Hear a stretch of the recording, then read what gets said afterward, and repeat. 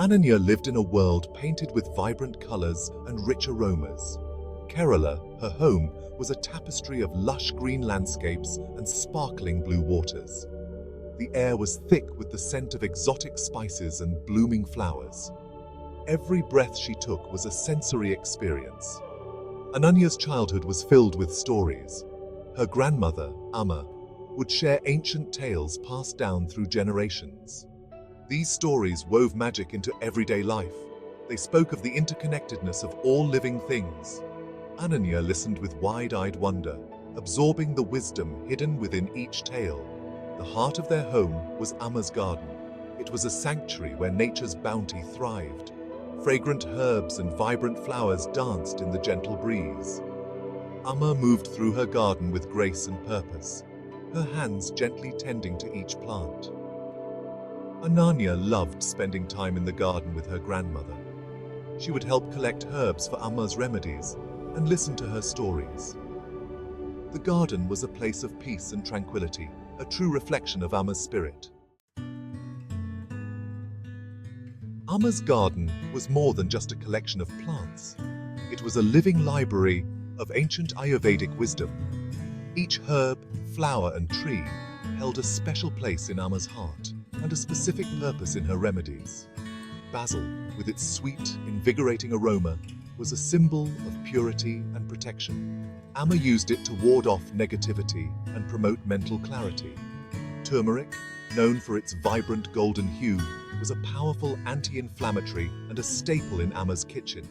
Its earthy aroma filled the air as she ground it into a paste, ready to heal and nourish.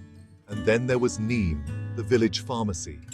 Its bitter leaves and pungent oil were renowned for their antiseptic and healing properties. Amma used neem to treat everything from skin conditions to digestive issues. Amma moved through her garden with the grace of a seasoned dancer, her hands knowing instinctively how to care for each plant. She spoke to them softly, whispering words of encouragement and gratitude. To Ananya, it seemed like the plants responded to Amma's touch, growing lush and vibrant under her care. Amma explained that Ayurveda is based on the understanding that everything in the universe is made up of 5 elements: earth, water, fire, air, and ether.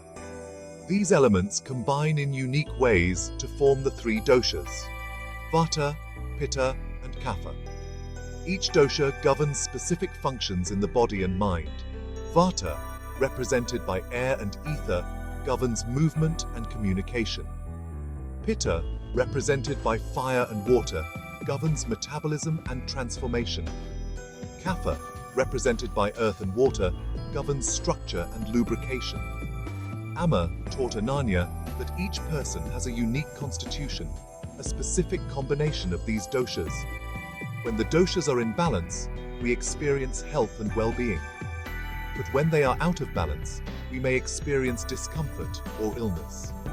Herbs, Amma explained, are nature's way of restoring balance to the doshas. Each herb has a specific energetic property that can help to pacify or stimulate a particular dosha. Among all the herbs in Amma's garden, tulsi, also known as holy basil, held a place of honor. Its delicate leaves and intoxicating aroma filled the air with a sense of peace and tranquility. Amma called tulsi the queen of herbs and considered it a sacred plant. Tulsi, Amma would say, is a gift from the divine. It has the power to heal not just the body, but also the mind and spirit.